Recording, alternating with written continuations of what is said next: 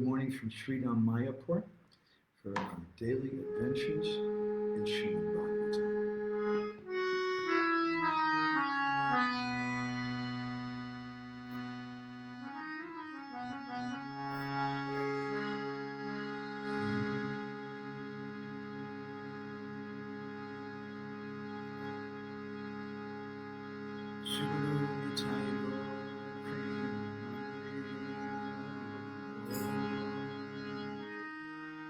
Jai Radha Madhava Jaya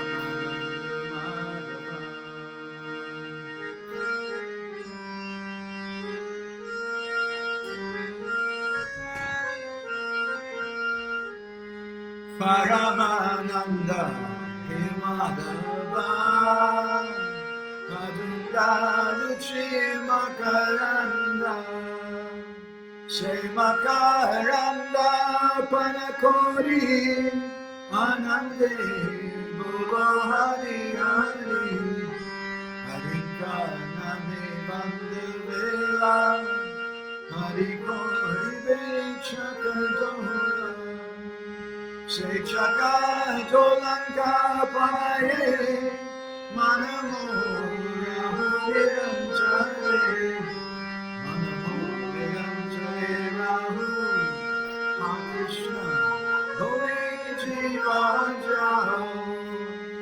Krishna Boli Jiva Motehu Radha Radha Radha Motehu Radha Radha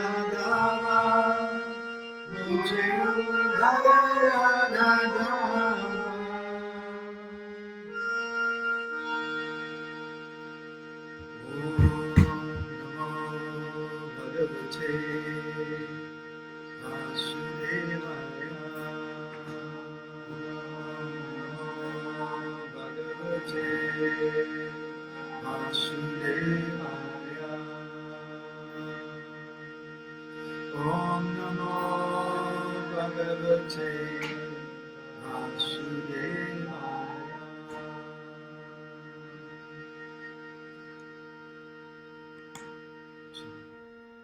Good morning from Srila Mayapur, your devotees. Daily adventure in Srimad Bhagavatam. Today we're continuing our discussion. Continuing our discussion on texts 11 to 12 of the 29th chapter of the third canto, which the 29th chapter is about pure devotional service, and this is part of the third canto, the teachings of Lord Kapila Deva. Madguna Shruti Matrena Mayi Sarva Guhasaye Manogatira Vichina Yeta Gangam Basom Buddho Lakshanam Bhakti Yogasya Nirgunasya Hudaritam Apoicha Vyabahitaya Bhakti Purushottame. Srila Prabhupada's translation: the manifestation of unadulterated devotional service is exhibited when one's mind is at once attracted to hearing the transcendental name and qualities of the Supreme Personality of Godhead, who is residing in everyone's heart. Just as the water of the Ganges flows naturally down towards the ocean, such devotional ecstasy, uninterrupted by any material condition, flows toward the Supreme Lord. Reading from Srila Prabhupada's purport. The basic principle of this unadulterated pure devotional service is love of Godhead. Madguna Shruti Matrena means, quote, just after hearing about the transcendental qualities of the Supreme Personality of Godhead. These qualities are called nirguna. The Supreme Lord is uncontaminated by the modes of material nature, therefore he is attracted to the pure devotee.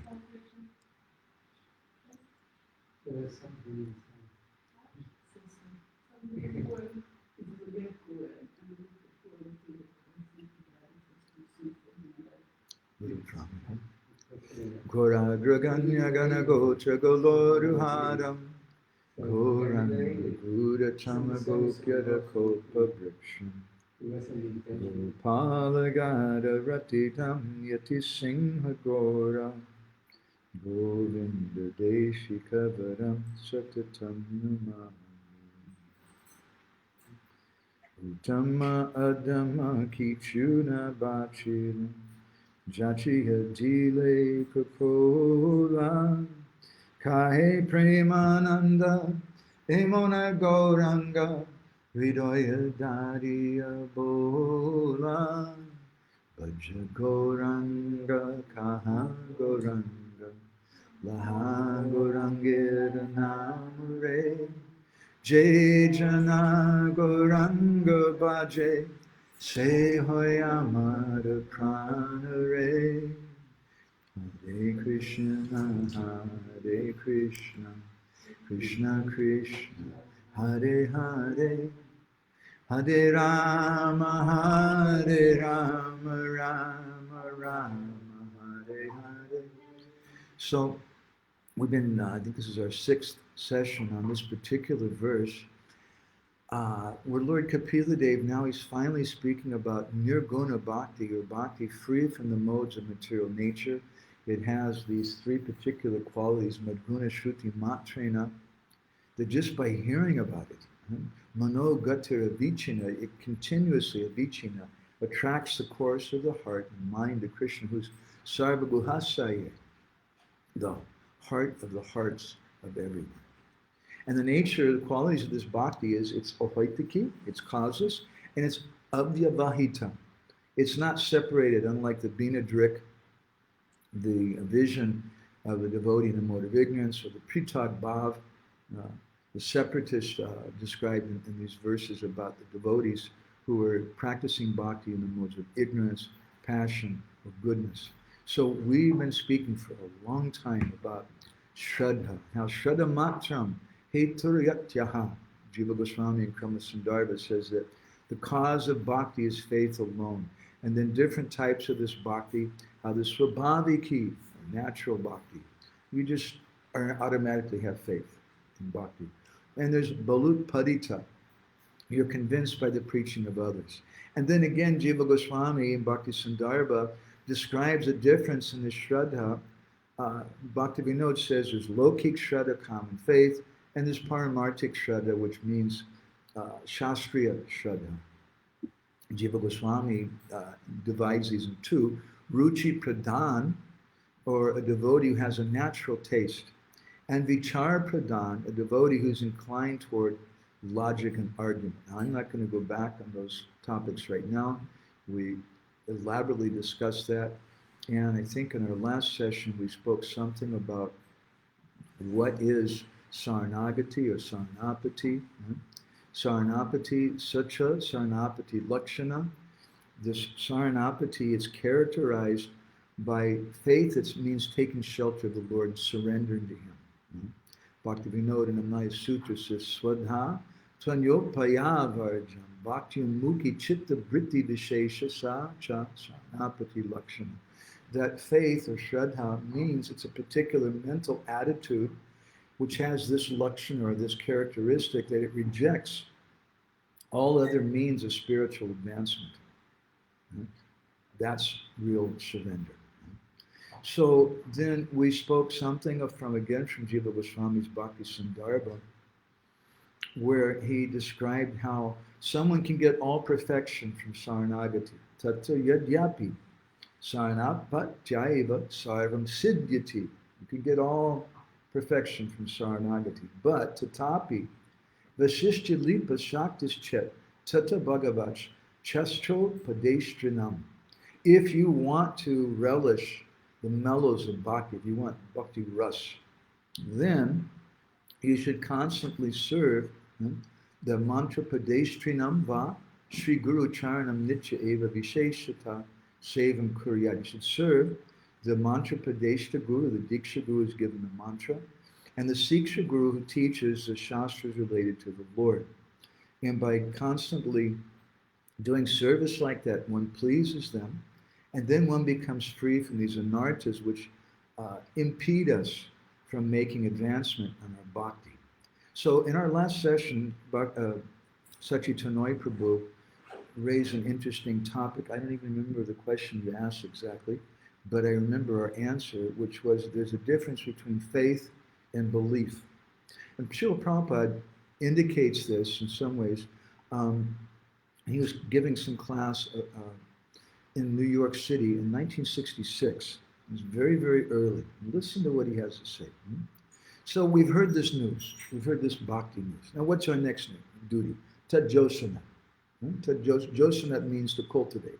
Now we've heard this, so Prabhupada then says, now you should try a little to assimilate it. And what is that assimilation? How do we assimilate what we've gotten? Smarana. Simply by thinking. Here he defines smarana, not as remembrance, but by thinking. Oh, this has been spoken. Prabhupada says, try to argue whether it's true or not. This is what thinking means. Try to argue if it's true or not. So you have to think it over. Satam prasangam taj josnat as abhavargavartmani. And if you do that, suppose you hear something of Bhagavad Gita and it appeals to you. Prabhupada says, even if it doesn't appeal to you, just try to think it over. What Bhagavad Gita says, how Swamiji has discussed this matter. Just try to think. Apply your logic. Don't take it as sentiment or as blind faith. You've got reason, you've got arguments, you've got sense. Apply it and try to understand it. So Srila Prabhupada is telling the devotees, these brand new devotees, in 1966 in New York, 26 2nd Avenue, he's telling them, don't even just accept whatever I have to say blindly. It's such an important thing that we consider these topics. Otherwise, how can we properly progress? In his commentary on the Tadvidi Pranipatina verse 434 in Bhagavad Gita, Srila Prabhupada says, both blind following and absurd inquiries are condemned. Blind following is condemned.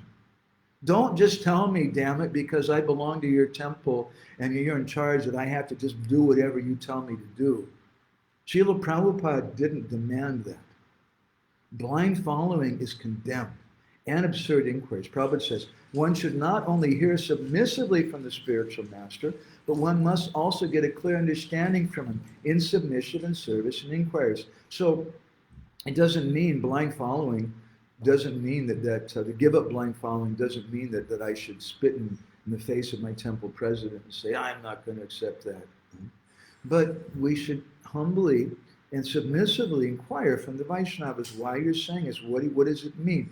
In his teachings of Lord Kapila Dev, Srila Prabhupada says, one does not approach the spiritual master with a challenging spirit. In the Bhagavad Gita, in the 2nd chapter, Prabhupada says that one should never challenge a superior person, even verbally. Prabhupada in the teachings of Lord Kapila Dev goes on. One does not approach the spiritual master with a challenging spirit. One should also be inquisitive to understand the spiritual science. It's not that one considers himself superior to the guru. One must first find a guru to whom one can surrender. Very important. Not just someone who's assigned to you. I'm sorry, my temple president, my GBC is not my guru. They're my Guru Jana, perhaps because they're serving. My Guru Maharaj said, it's not that you have to accept such person's Guru. Guru is someone you choose, whom you can surrender to. We give respect to persons who have authority, the police, even secular authorities, we give respect to them. But it doesn't mean that person is my Guru. So Prabhupada says one must first find a guru to whom one can surrender. And if this is not possible, one shouldn't waste his time. By surrendering to the proper person, one can very quickly come to understand transcendental knowledge. So this is a very, very important principle. We have to have proper faith. Otherwise, we can't progress properly. This is a very, very big topic. I'd like to read you a little something from Srila Bhaktisiddhanta Saraswati, because we've been speaking about surrender. How do we surrender? What is the quality of this surrender? We finished by hearing about how surrender means we take shelter of the devotees, we take shelter of Guru. But that's not just a one-sided street. It's not just that some senior person comes and snaps their fingers and says, okay, get down on your hands and knees and surrender to me. That's not appreciated. And it's not genuine. If we surrender because we're ordered to surrender, it doesn't work. You can't legislate faith you can't legislate affection or devotion. So Srila Bhaktisiddhanta was once asked a question. How can one surrender before realizing the truth? This is our big question we've been having amongst us in our discussions. How can we surrender before I realize it? Our Guru Maharaj used to oftentimes say that without love, your so-called surrender is either artificial, partial, or conditional. It's not complete, it's not absolute. Wow. So how can you really surrender unless you have prema? But the question comes before Srila Bhaktisiddhanta. How can one surrender before realizing the truth? And Srila Bhaktisiddhanta answers. Unless we surrender, we cannot realize the truth. As long as we remain unsurrendered, we will continue to rush on the path of ruination, doubtful and bewildered about religious principles. So Guru Maharaj was saying that on an absolute level, real surrender, the topmost surrender, takes place. That's the gopis of Vrindavan. They can give up everything because they have love.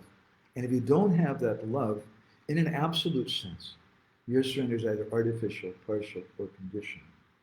But that doesn't mean that in another sense, from another perspective, we can't surrender before we realize the absolute truth. Therefore, Srila Bhaktisiddhanta is saying, unless we surrender, we can't realize the truth. As long as we remain unsurrendered, we'll continue to rush on the path of ruination, doubtful and bewildered about religious principles. Therefore, Arjuna told Krishna, Sishyasteham sarimam tvam papanam. I surrender to you and become your disciple. And now Srila Bhaktisiddhanta says such a powerful thing. Listen, this is a big topic of our discussion today. How important it is to have faith in Guru, and without which we can't properly surrender. So this is our topic today. Let's explore this a little bit. Srila Bhaktisiddhanta goes on to say, if the person of whom I'm taking shelter of is an ordinary mortal, he cannot be called Guru.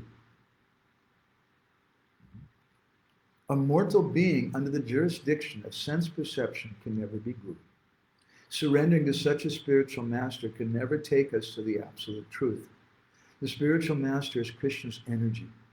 He's fully conversant with the science of Krishna. He's non-different from Krishna and is a manifestation of him. Oh, that's a pretty sober thing. So, in a conversation in Detroit, 14th of June, 1976, Srila Prabhupada spoke something about this principle. Very powerful thing that he said. Listen carefully. He quoted this verse, Yashadevi para bhakta yata devi tatagaro from Sweta Sutara Upanishad. Prabhupada said this verse means when one has implicit faith in both the Guru and both the spiritual master and Krishna, then they can make advancement. So Prabhupada says that is the secret of success. If one has got unflinching faith in his spiritual master and Krishna, then he's successful. Two things, Guru Krishna Kripa Pai Bhakti Lakta Bij. So if the Guru is false, then how can they keep their faith? That will be broken. Ooh.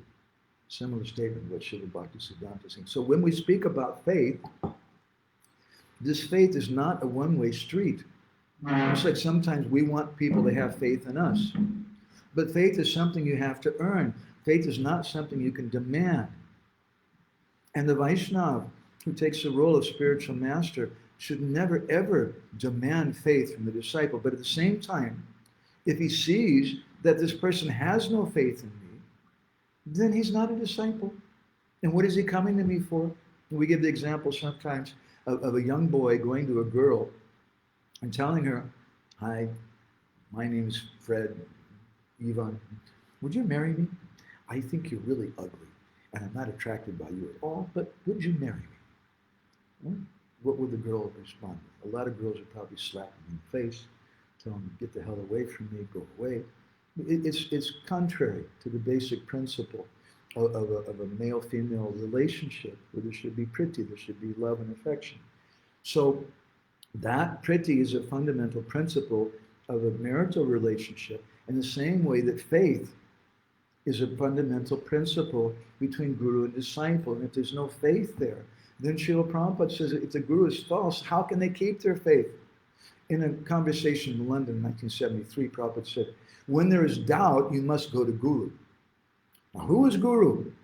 The definition is there. Just like someone is a medical practitioner, he must have passed his medical examination. That's his qualification. Similarly, the Vedic injunction is clear. To clear your doubts, you have to go to Guru. Who is Guru? Brahmanishtam. He's fully convinced in the absolute truth. That's all. Or one who's fully Krishna conscious, he's Guru. So you have to begin. Here is a man, he's only talking about Krishna. Then he may be accepted.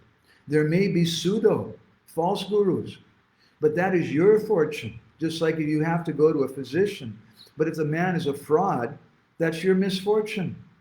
But God is in everyone's heart. He leads. So if you're actually sincere and serious, he'll take you to the real guru. That is God's grace. Guru Krishna Kripaya Pai. Quotes this again. So Krishna is also working. He's seeing how much you are sincere. If you're serious, and he'll lead you. Here is a perfect person. Now, this doesn't mean that we should spit in the face of all the devotees who demand from them that they have to have absolute perfection. It doesn't mean that we can't hear from many persons. It doesn't mean we can't see Guru in many persons.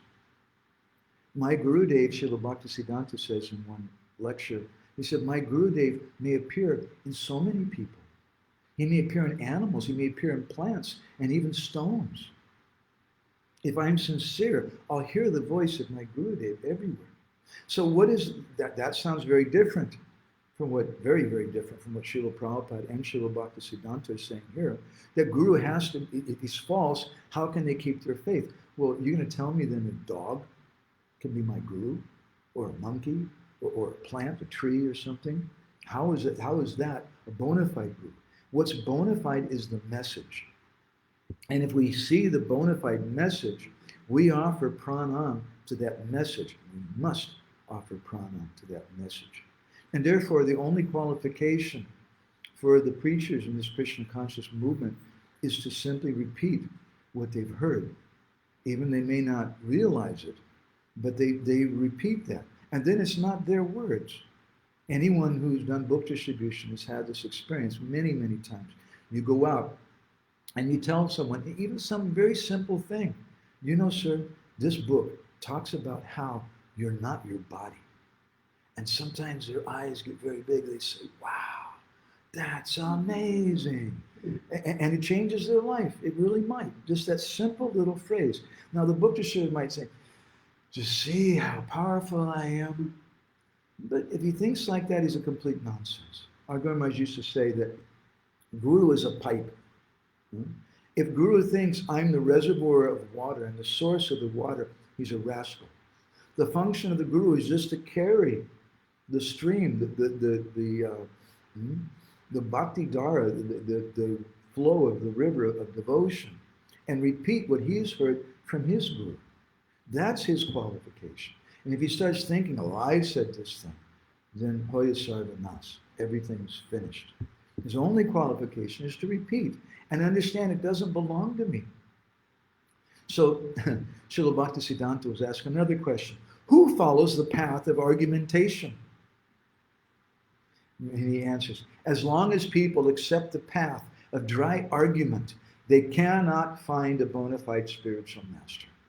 I know so many people. There was once in Los Angeles, there's one person who approached our Guru Maharaj, you've been giving so many classes, and I'd like to know, can you explain to us about the Suddha Darshan, the 6 different darshans? Because Prabhupada says that a bona fide Guru can speak about the Suddha Darshan.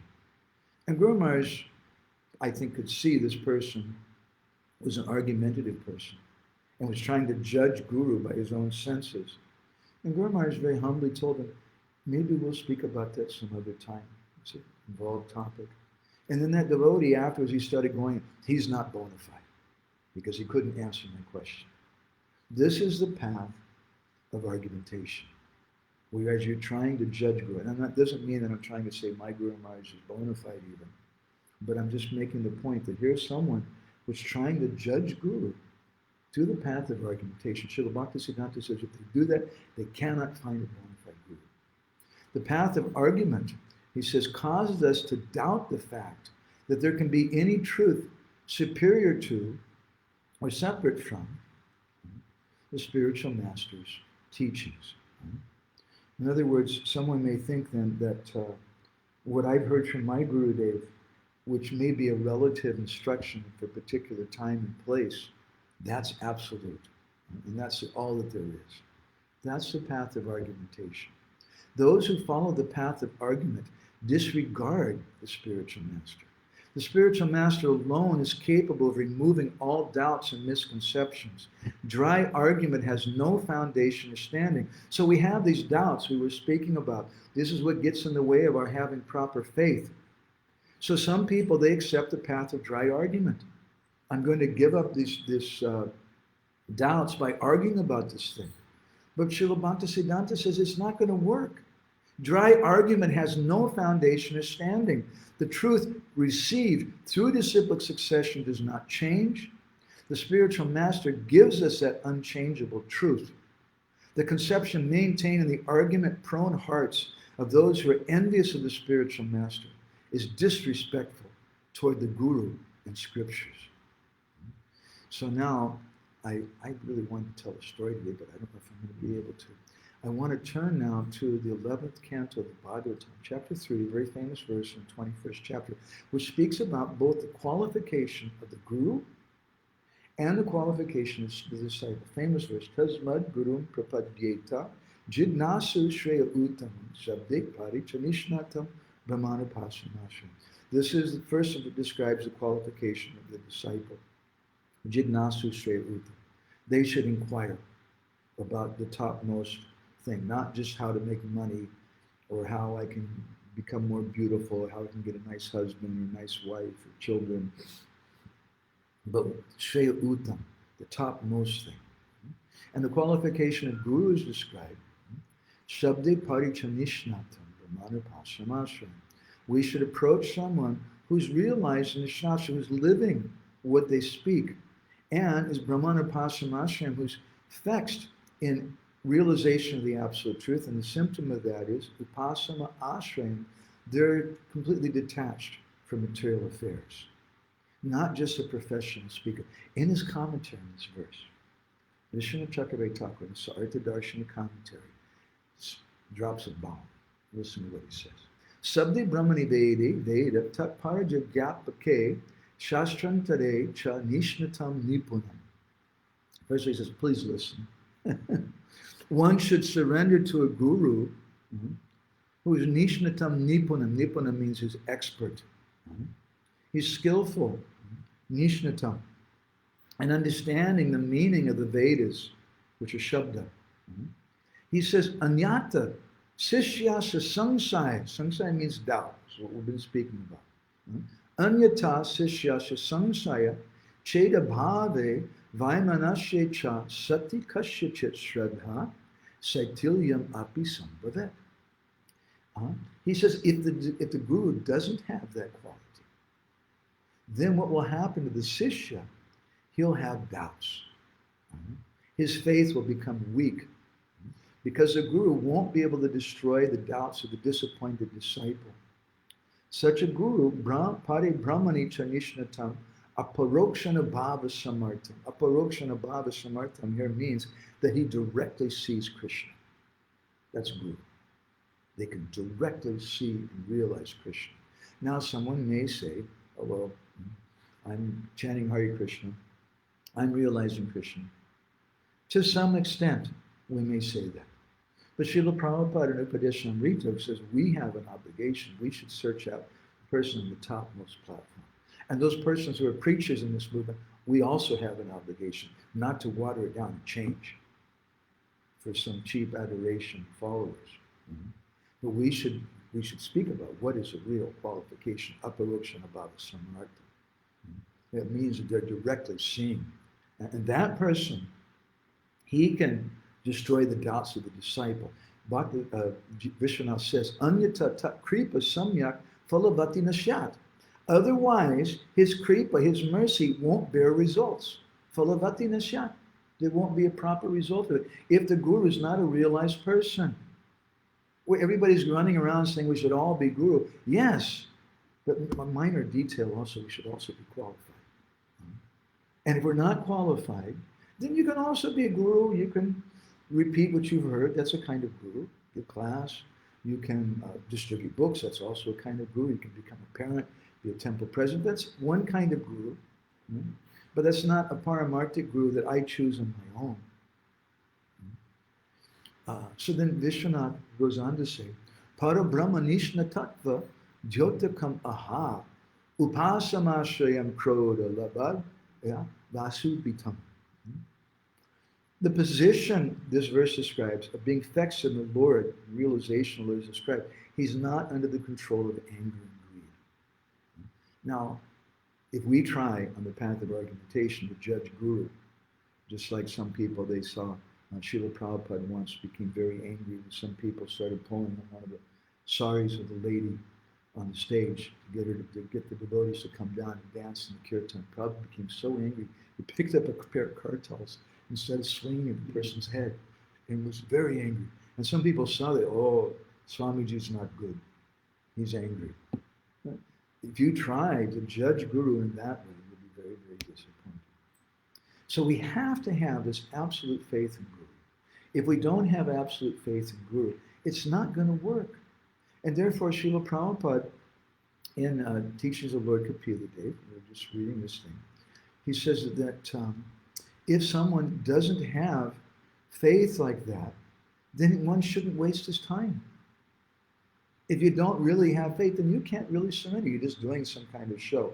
Why are you doing it? Well, maybe because the girls will be impressed. Now I have a Brahmin thread. I'm initiated. I have a devotee name. Or I'm going to get some prestige in the institution, or this or that for that reason. Or whatever. It's not paramartic. Right? Our only qualification is our sincerity. So the disciple has to have implicit faith in Guru. Yeshadevi para bhakta yata teva tathaguru. Now I'd like to tell you a story. Okay, finish the story. This is something we printed in our Krishna Katami Bindu email magazine. And if you're not a subscriber for this, then at least 50% of your life is wasted. Just have to be honest. This is in Oishis 457 to 459. It's a wonderful story from a very rare, little-known book called Prema Vilas by Nityananda Das, who's a disciple of Janava Mata, the wife of Lord Nityananda. And she personally ordered him to write this book about the stories of the associates of the Lord. So there was one caste Brahmin who was a ruler of Gadarhat. His name was Raghavendra Roy. He had two sons named Santosh and Chanda. And these two were, we would say in Oriya language, they were both badmash, big rascals. Chanda Roy was a very powerful person. He was very skilled in all types of weapons. And he was a zamindar.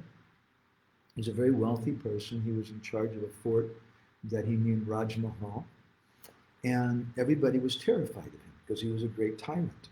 He refused to pay taxes to the Muslim king. And he used to go and he would attack neighboring countries and take everybody's wealth, and like robbing and killing people, that was his regular activities. And he was a Shakta worshiper, so he liked to eat meat and fish. And his favorite pastime was to seduce the wives and daughters of the villagers. He really wasn't a man of very good character. Probably they would elect him to the President of the United States today if he was president, but anyway, that's another topic. So once during the worship, the festival Durga Puja, he had an ultimatum and he killed thousands of animals. And it said in Prema Vilas that even Chitragupta, he's a very empowered person. He doesn't have a computer, but he keeps track of all the sins of all the living entities. Even Chitragupta was stumped. He wasn't able to keep track of all the sins of this Chanda Roy. And so once Chitragupta was having a conversation with his boss, Yamaraj, and he said, these two Brahmins, Chanda and Santosh Roy, they've done so many sinful activities, I can't even imagine what's going to happen to them in the future. He said, I remember there was these two guys before, the names were Jagai and Madai, but these two are even worse. They're much, much worse, even than Jagai and Madai. And Yamaraj told him, anyway, just let them stay where they're at. They'll learn their lesson. So Chanda Roy was such a sinful person. One day, a Brahma Rakshasa ghost It was a ghost that came from a dead Brahmin, entered into his body. And this ghost began to cause him so much pain and suffering that he lost all of his strength and he was near death. His father, Raghavendra Roy, was calling for help in different astrologers and persons. And the astrologers told him that all this has happened because there's some Brahma Rakshasa ghost has entered into his body. And the astrologer told him, he did all these calculations, and said the only cure, there's someone named Narottam Das Thakur, and he has to come. And if he comes, then he can drive away this Brahma Rakshasa ghost. So the ghost is inside the body of Chandra Roy. When the ghost heard that, he raised his hand and said, what he says is true. That's right. That's the only way I'm going to leave the body of this rascal Chandra Roy. So Raghavendra Roy immediately sent this letter, got a local pundit. You write a letter, send this to Thakur Mahasaya, send him along with the letter to Katuri Gram. And the Brahmin went there, and he had to approach the Majumdar, the local government officer, because Thakur Mahasaya, Narottam Das Thakur, was the prince there, and they wouldn't allow him to approach him personally. And when they saw that letter, they said, forget it. We've heard about this Chandra Roy. That guy is such a demon. Just forget it. And so the Brahmin came back to Raghavendra Roy and he said that, sorry, but they won't help you. And so then he began praying to Durga Devi. Oh, Durga Ma, please save my son. And that night, Durga came in a dream in the guise of an old lady to Chandra Roy. And she said, you are such a rascal. You are so bad. There's no sinful activities that haven't been done by you. I'm not pleased with your so-called worship. You've never worshipped Krishna. No one can get perfection without worshiping him. People who try to worship me without worshiping Krishna, they lose all their good fortune. My husband, Lord Shiva, he's always absorbed in glorifying Krishna. You and your brothers have tried to get my mercy, but there's nothing that I can do for you. Only Krishna's the Lord of the universe. And you should understand, Yamaraj and Chitragupta have been talking about you, and they're shocked what you've done. It's just really, really bad. You should follow the astrologer's advice. You should take shelter of Narottam Das Thakur. That's your only hope. So Chandra Roy was pretty astonished by that. And the next morning, he called for his father and his brother, and he told them, I had this dream, it's amazing. Please immediately send 2 Brahmins with this letter to Thakur and beg him to come and show mercy. And so this time they went there and they were told, don't accept any excuse, you have to directly see Narottam Das Thakur. And so they went there, they managed to get an audience with Narottam. They offered pranams at his lotus feet, and Narottam was so sweet, he asked him, oh, where are you coming from, things, and they told him, he said, well, sir, if you read this letter, this will explain everything. So Narottam, before he read the letter, he gave them some prasad and gave them a place to stay. This is culture. And then he read the letter, and then he spoke to his dear friend, Ramachandra Kaviraj. He said, what do you think of this? And Ramachandra Kaviraj said, well, it's a little complicated. He said, well, what can I say? You're the embodiment of love, you have the power to deliver them. Just as Narottam was thinking about what he should do, suddenly Chaitanya Mahaprabhu appeared before him and told him, listen, Narottam, you can deliver these 2. It's within your power. You go there, give them your mercy. He said, it is my wish that this Brahma Rakshasa ghost will leave the body of Chandra Roy.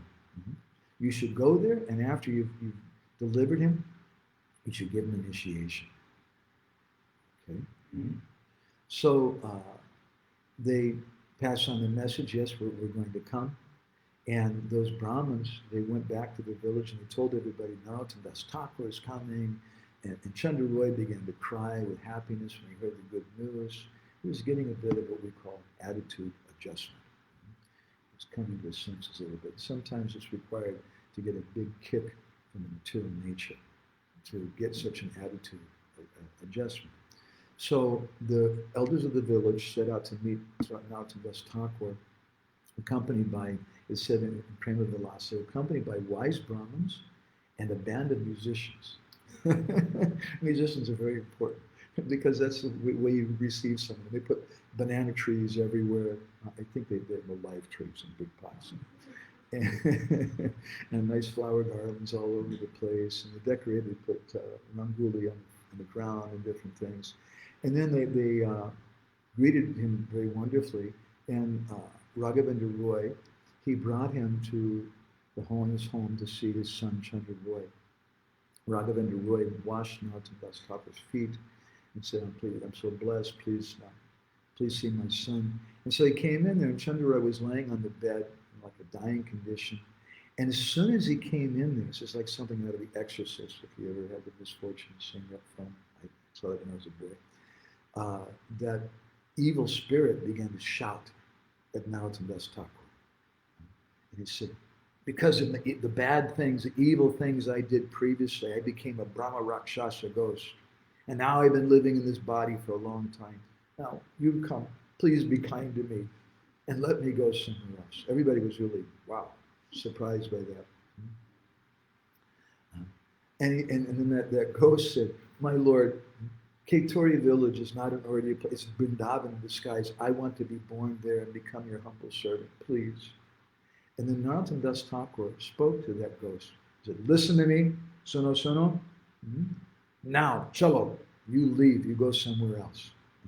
And immediately that ghost left the body of Chandra Roy. And everybody there was amazed. They all started jumping up and down. And Chandra Roy really came to his senses. And he fell at the feet of Narottam Das Thakur. And he said, there's no one as bad as myself. I've done so many terrible things. What can I do? And he was crying and crying. And Santosh's brother also had a similar attitude adjustment. And he also took shelter of Narottam Das Thakur. And then Narottam, he told him that Mahaprabhu will definitely give you his mercy to you. He didn't say, I'm going to give my mercy. He said, Mahaprabhu will give his mercy. And you should go take your bath in the Ganga. So they took their bath and they came back in new cloth. And then Narottam Das Thakur, it said in Prema Vilas, interesting thing, at first he gave them the holy name, Krishna. And they began to chant that name for a few days. As soon as they got that name, he began to roll on the ground in ecstasy. Chandra Roy. And the ordinary people who were there, they were astonished. This is the same guy who did a terrible thing with my daughter. This is the same guy who killed my brother. This is the same guy who stole all this. And look at him now. He's rolling on the ground, chanting Hare Krishna and crying. Amazing. And Prema Vilas says, first of all, he gave him the holy name. And a few days later, he gave him Gayatri Mantra. Interesting point. Because sometimes people doubt the system that Srila Prabhupada had. But this was there in the time of Prema Vilas. So then when Chitragupta and Yamaraj heard about it, they had a dance. They had a big kirtan, started jumping up and down. And Yamaraj said, Chitragupta, bring your book, tear out the pages. I don't have any right to punish him anymore. He was very, very happy. And so then they gave so many gifts to Narottam Das Thakur. They gave him villages, and clothes and cows and so much money and different things. And then they had a big feast, and big festival and things. And after a few days of Krishna Kirtan things from the Guru, Narottam Das Thakur took their leave, and he returned back to Kituri Gram. And after some time, as Chandra Roy, one day he was he's initiated now, he's become a Vaishnava. He decided to go take bath in the Ganga. And he went there because he's a big man with hundreds of horsemen and soldiers and things, and 400 companions, it said. It's a big man. And they're all taking their bath. And at that time, the Muslim king, a spy, came and saw them. And he went to the king and told him what had happened. Now, Chandra Roy, let's not forget, he, amongst all of those really bad things, he also wasn't paying his taxes. And so the Muslim king came with a huge army and captured Chandra Roy. And the army brought Chandra Roy before him, and he ordered that Chandra Roy be beaten with a whip. And Chandra Roy just accepted it. I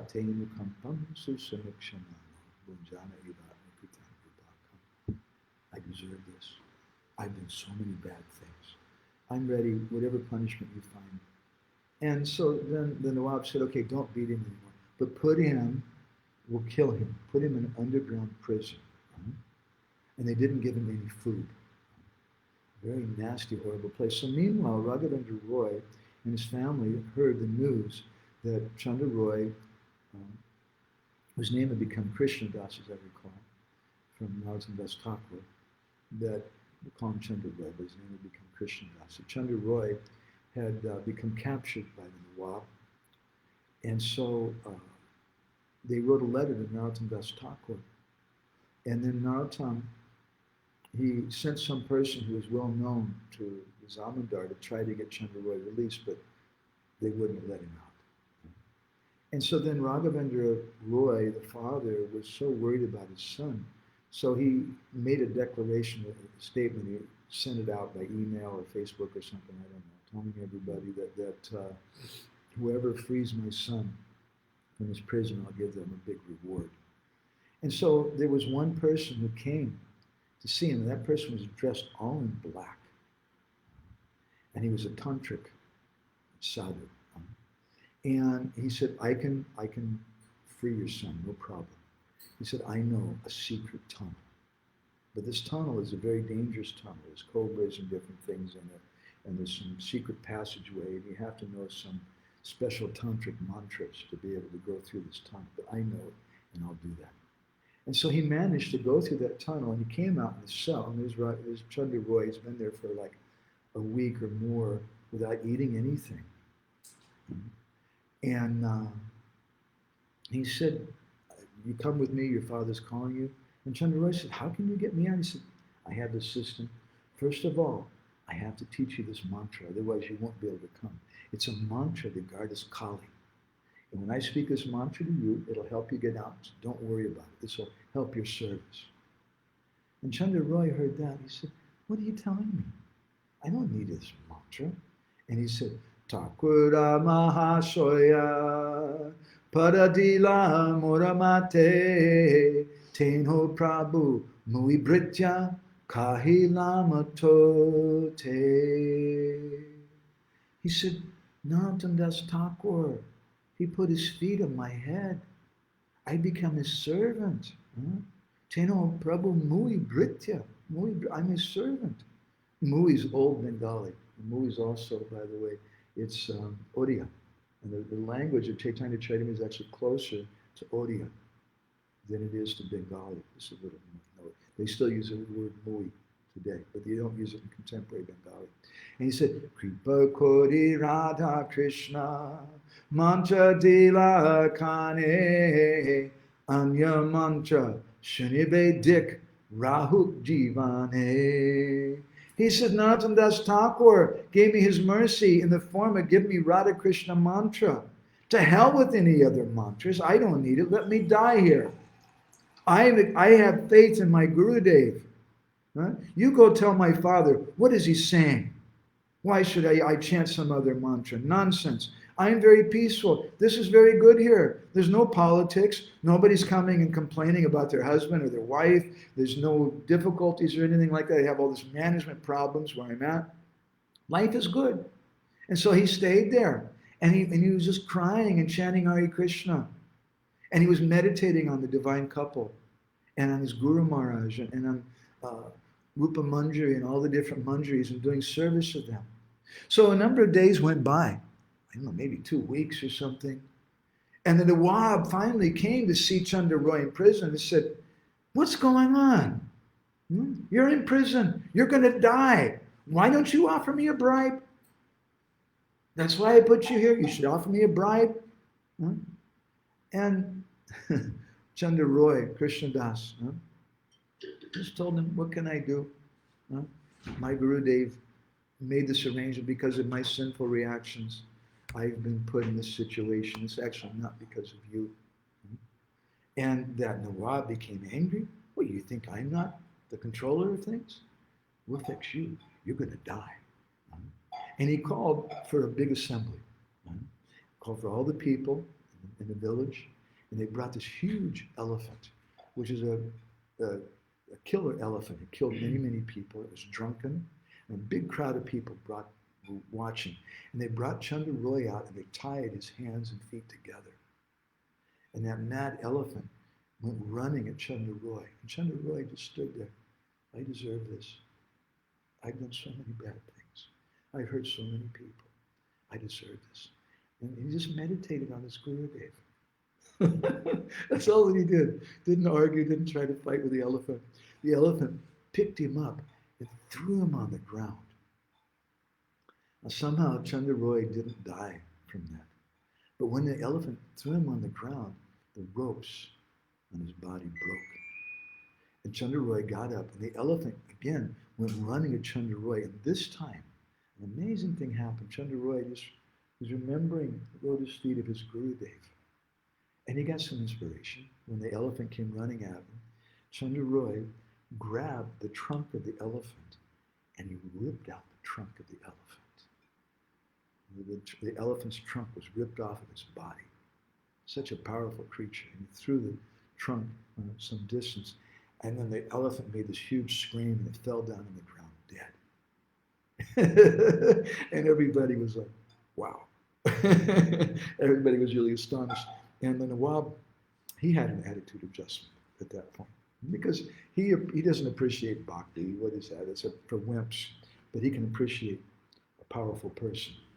So he called, bring this guy to me. And he took a hold of Chandra Roy's hands and sit down. I didn't know such a powerful person you are. You killed that elephant with your bare hands. It's amazing. And Chandra Roy, now he's a different person. He said, no, it's not by my power. I can't do anything. But it's only by the mercy of my Gurudev.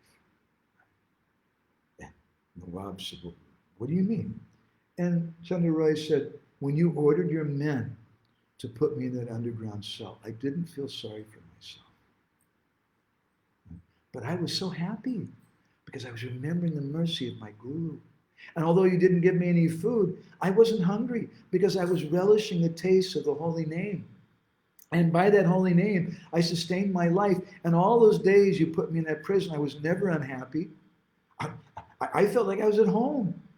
And then when you brought me here to kill me, I just meditated on the lotus feet of my Gurudev. And then when that elephant caught me the second time, the power to kill him came from my Guru. And if you want, I'll tell you something else. You know, when I was in prison, my father did something really stupid. He sent some guy to a secret tunnel to try to rescue me. And he told me I should chant some Kali mantra.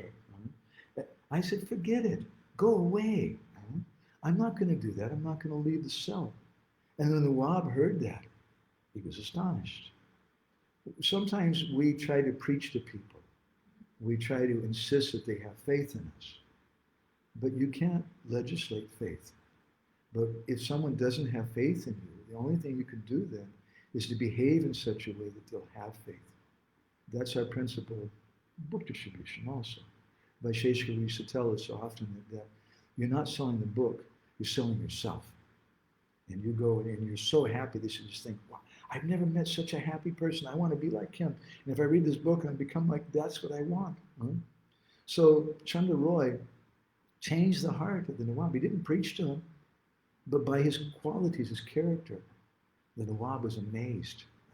And he brought a horse as a reward for Chandra Roy. And he told him, now you're free to go. And he told him, forget about the debt. It's okay. He sent a letter with him. Nobody's going to bother you with this letter. And so then Chandra Roy, he started to go home, but he thought, no, this is not good. I can't go home. He wrote a letter to his father and brother, and he sent it to them. He said, I've been free from jail, and now I'm going to see Gurudev. And he went to Kuturi Gram. And when the person brought the letter, the father, Raghavendra, was in ecstasy. Oh, this is so wonderful. And so they gathered a bunch of things, and they rushed out to Kuturi Gram to meet Chandra Roy. And when Chandra Roy arrived in Kuturi Gram, he went straight to the home of Narottam Das Thakur. And he fell at the feet of his Gurudev, crying. And Narottam Das Thakur warmly embraced him and said, are you okay? And then Chandra Roy told him the whole story, and Narottam put his feet on his head. And by that time, Raghavendra Roy, father, and the brother Santosh had arrived, and they also started glorifying their Gurudev, Narottam Das Thakur. Narottam also patted him on the backs. And then Chandra Roy turned to his father and said, why did you send that guy? That was really bad. Didn't you know it was wrong? I'm not going to chant any other mantra. Sometimes people, they tell you, go to an astrologer and they say, you're in a Rahu period right now. But if you chant this Rahu mantra, then it'll be okay. But a Vaishnava can't do that. If you do that, that's an offense to the holy name. I've gotten this mantra from my Gurudev. Now, if Rahu is going to torture me, that's my fortune. That I deserve that. Tatenu kampam susamikshamano. So Chandra Roy chastised his father. Didn't you know it was wrong? What were you thinking? And Narottam Das Thakur then smiled at Chandra Roy. Really, you're chastising your father, huh? And Raghavendra Roy became very embarrassed, and he fell at the feet of Narottam Das Thakur. He said, please forgive me. And then he went and begged forgiveness from his father. From his son, excuse me. I'm really sorry. I shouldn't have sent that guy. It was really stupid. But I love my son. I love you. And I made this mistake. Please forgive. And then the father and son embraced each other. And they stayed there for about another 5 days. And then they returned back to their home. So this is the kind of faith that we should have in Guru. And it's not an artificial thing. Guru has to be someone that we have faith in. Otherwise, we can't surrender. Our surrender will be artificial, partial, or conditional if we don't have absolute faith in that person. So important it is that we approach someone who's a qualified person. So I want to stop there. I'm really sorry. We went really over time. I knew I was going to go over time about 9 o'clock, but I just couldn't stop at this story. I had to finish the story. So I hope everybody forgives me. If anybody has any comments, reflections, I'd like to know what you're walking away with. Gaura Prabhu has asked a question. How does an unfortunate neophyte understand that some of the message of Krishna has been changed by a false guru? It's a good question. How can you? You can't. Because we're a condition, we're ajnana timirandasya. We don't know. But if we're sincere and we cry out to Krishna, then Krishna will whisper in our ear, there's something wrong. There's something wrong. Krishna will reveal. And we'll go to the shopping mall and see our Gurudev with a young girl or something who's a sannyasi, and we'll realize, oh, there's something wrong. Someone who's sincere, Krishna will always protect them. You should have full faith in that. Shiv Charan Prabhu has commented that these are such relevant, important topics. Thank you for sharing. Okay, I'll answer you later on. Amsu Mehta asking, are you in India nowadays? We're in Mayapur.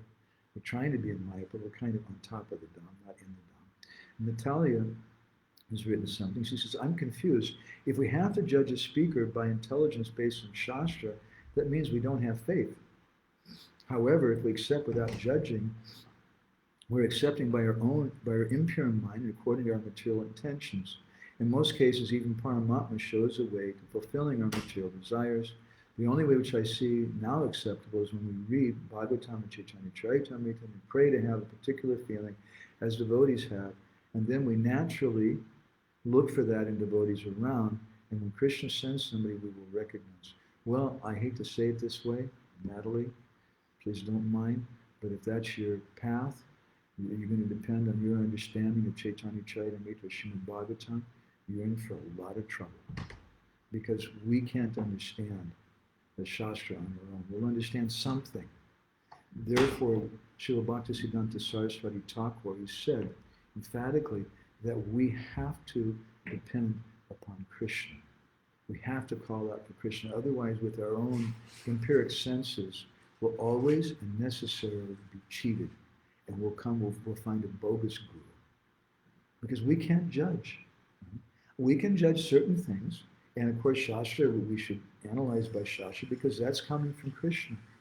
But if I think that because I have a Bhakti Shastri degree, now I can go and tell the GBC body that I've solved the guru problem, I can tell you who's bona fide and who's not because I have a Bhakti Shastri degree.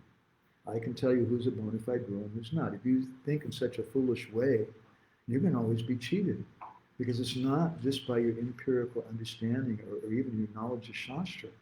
We have to depend on Krishna. Lynn has commented, it seems that embracing fearlessness through devotion to Krishna is the best way to approach any potential personal guru. Embracing fearlessness through devotion to Krishna. Yes, We depend on Krishna. We cry to Krishna, cry and cry. I'll paste in our discussion. I just answered a question from someone this morning about this topic. Let me see if I can find it. My computer crashed a little bit earlier, so it's a little they were asking a question because I was quoting Guru Mili Laki Laki Sishya Miliek, that it's not hard to find a bona fide guru. There's so many bona fide gurus. What's really hard is to find a bona fide disciple. And so he asked, the question came this morning but it seems just the opposite. It seems really hard to find a bona fide guru. So I'm going to paste in this comment from Srila Bhaktisiddhanta Saraswati for devotees here in the room with us. I'll read it. He says, at the dawn of our spiritual life, means in the beginning of our spiritual life, this is the beginning of our spiritual life, we sincerely and with complete submission and self-surrender pray to God for receiving the protection of said Guru. The beginning of our spiritual life has these qualities: sincerity, complete submission, and self-surrender. And we pray, these four qualities. We pray to Krishna to receive the protection of Sadguru. The Supreme Lord, perceiving our earnestness and devotion, he sees, he judges, okay, how sincere are they? With a view to guide us on the true path, will send a real guru to us. Otherwise, it is impossible for us to find Sadguru by our own fallible energy. Impossible. If we guide ourselves by our own energy, we shall come across the pseudo-gurus, and being caught hold of them by their temporary pleasing manners, we will run down to hell. Okay. Anarpita Karuna Devi Dasi is commented. Yeah, Hare Krishna, it's very true. And if we desire sincerely for guidance and Guru, Krishna reveals it. I have such a personal realization, and that's how I'm in ISKCON. Wonderful. This is our process. I'd like to ask the devotees now what you're walking away with. Any reflection, anything such a type of it? Any reflections on what we spoke about today?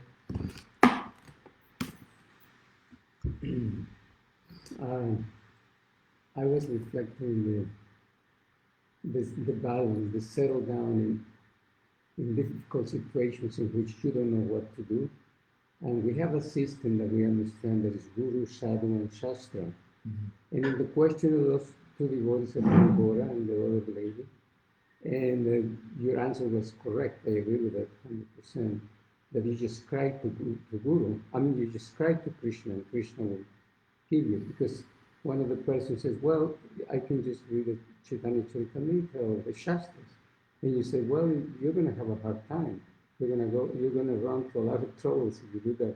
So that's correct too. But I was just thinking there was something left. Correct me if I'm not sure. Okay, since we say Guru, Sadhu, Shastra, a person reading the Shastra by itself might not be able to understand, but we still have sadhus. Just like when you go to a doctor and the doctor is a quack, he might not be able to be a good doctor, but there's many other doctors you can consult and maybe they can, in combination. Mm-hmm. So your answer is correct when you say, cry to Krishna. So the crying of Krishna can send you to a sadhu, another person. So, yeah. Or the crying of Krishna may come in the form of Shastra. It doesn't mean that we should understand, we should accept the Shastra is coming from Krishna. This is a system, but still, even by Shastra, I may not be able to do. You were mentioning Guru, Sadhu, and Shastra. Actually, it doesn't go in that order. Bhaktivedanta Maharaj speaks about this in a very wonderful way. Actually spoke about it at Guru Maharaj's disappearance festival here this year. And he said, Sadhu, Shastra, Guru. This is the way Narottam Das Thakur gives it. The first thing is Sadhu. And what is the qualification of Sadhu? He quotes Shastra. We know Sadhu because they quote Shastra. And therefore we can ask from such a person. And that by that we'll get Guru. Okay, anybody on a pine? Do you have a reflection? What you're walking away with today? Something you like? I'm really happy that you told the story, and because I didn't hear the last part. You published in the Bindu, but you didn't publish this part with elephant and with the reasoning by Nobel and stuff. And for me, it was interesting that, so as I understand, we just recently read from Chaitanya Charitamrita how Nabab Hussain Shah, he was told that this is kind of that Mahaprabhu who came to Ramakere, he's an ordinary human being, you don't care, don't worry. He was annoyed and he said, no, he's a supreme personality of Godhead. As I understand, this story happened before, that he saw the devotee, the power of the devotee. No, it wasn't before? It's a different Nawab is a position. Ah, It's not the same person. okay, I was thinking. And Narottam Das Thakur came after the time of Chaitanya Mahaprabhu. Oh yeah, it's confusing. It's okay. But it was really interesting to hear the last part and to see how faith appears in the devotee's life in all this situation and obstacles, and how beautiful. Sorry for the confusion. So we can understand from this story then that Anapayani, that you can go and wrestle with elephants and defeat them if you have faith in the Guru, right? Okay, anybody else with any? That story reminds me, two for the price of one. Such a nice saying, it's two for the price of one story, huh? In one part, this is on my own opinion. Okay, In my own opinion, I was just thinking that, this is just personal opinion, I was thinking that when Mahaprabhu came, and he actually came, I was just considering maybe for the Brahman Rakshasa. But then automatically the other one got liberated too. Two for the price of one. Yeah. All right. Okay, thank you very much, dear devotees. So we'll be back for Bhagavatam again on Sunday. We're going to continue these verses also with the very, very deep points about what is Suddha Bhakti. Grantara Srimad Bhagavatam ki jai, Srila Prabhupada ki jai, Vamshakalpa Kripa Sindhu Vichana.